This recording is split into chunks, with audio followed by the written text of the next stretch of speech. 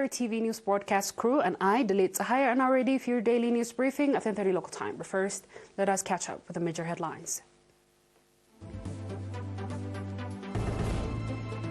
Capacity Building Training Program.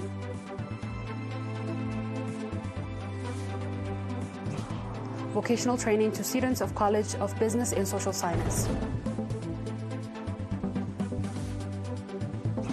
Indonesia nickel plant hit by deadly explosion.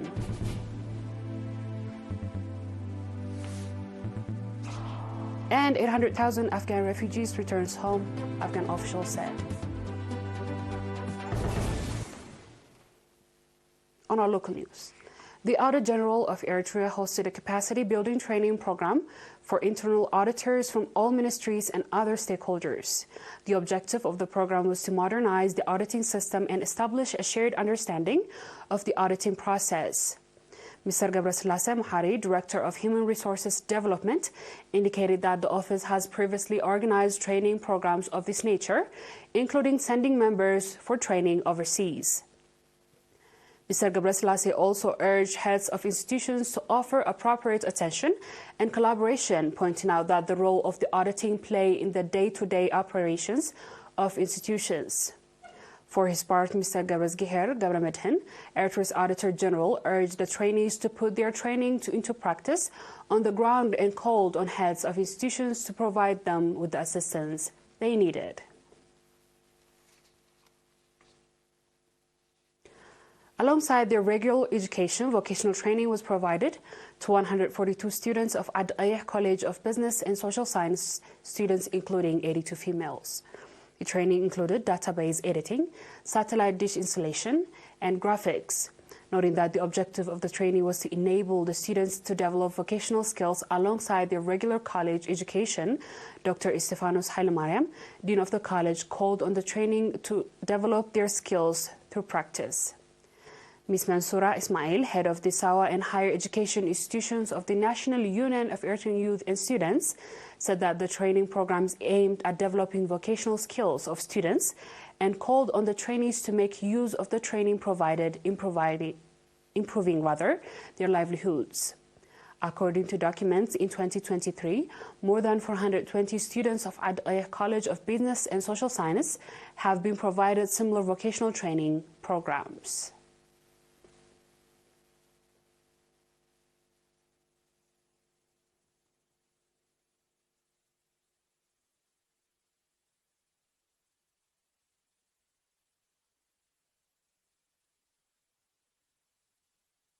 Dear viewers, we'll be back with the international news shortly. Stay tuned.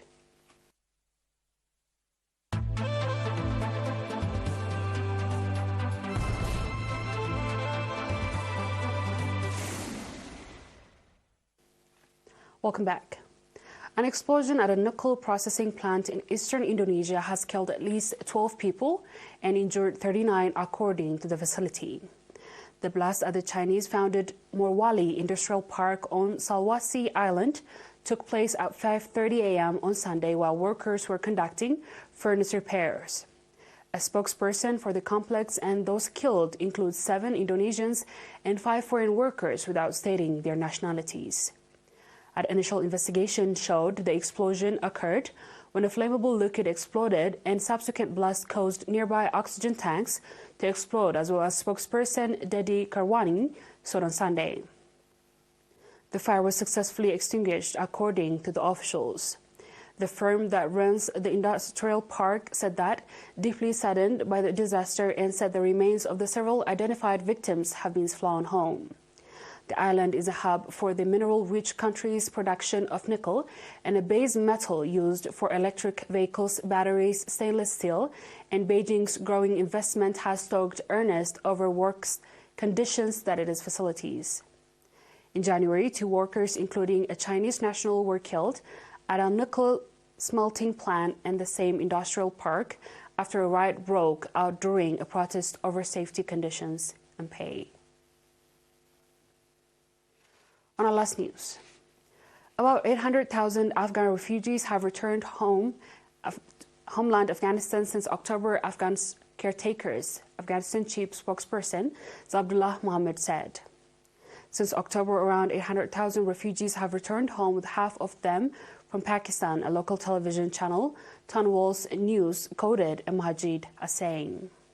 The majority of the remaining 400,000 others have returned from Iran and thousands others from Turkey, Majid said.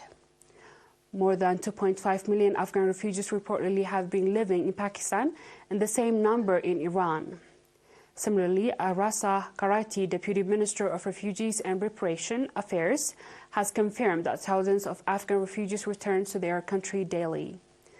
Millions of Afghans have been living as refugees in foreign countries, according to the officials in turn.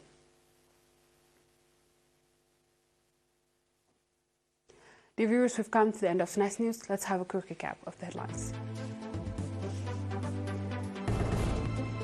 Capacity Building Training Program.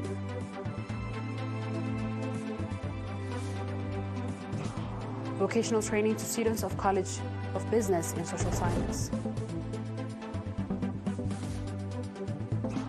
Indonesia nickel plant hit by deadly explosion.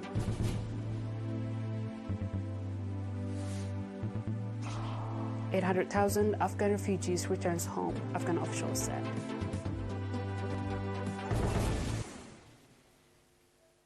That is all our local and international news. Dear viewers, thanks for watching. Have a good night.